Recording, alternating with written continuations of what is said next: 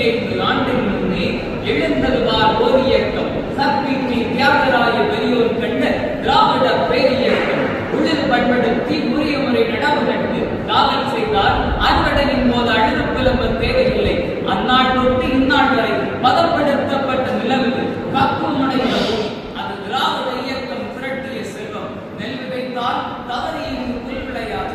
கல்வி வேலை வாய்ப்புகளில் சமூக அடிப்படையே தேவை என்றும் நல்லதோர் இடஒதுக்கீடை நம் இயக்க முழக்கமாகும் என முழங்கிய முத்தமிழறிஞர் கலைஞர் திரு கருணாநிதி அவர்களின் வார்த்தையை முன்வைத்துவிட்டு உங்களை வலிமைப்படுத்துதல் என்ற தலைப்பின் கீழ் ஒரு சில வார்த்தைகளை உங்களிடம் பேசலாம் என ஆசைக்கின்றேன்.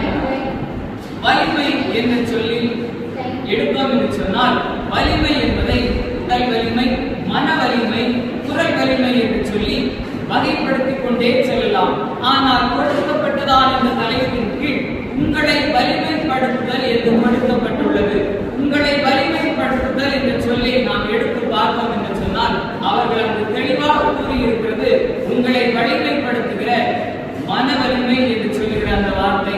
மன வலிமை என்று சொல்லுகிற பொழுது அங்கே தன்னம்பிக்கை, தைரியம் என்று சொல்லுகிற படிநிலைகள் வருகிறதை நாம் இங்கு காண முடிகிறது. ஆம், மன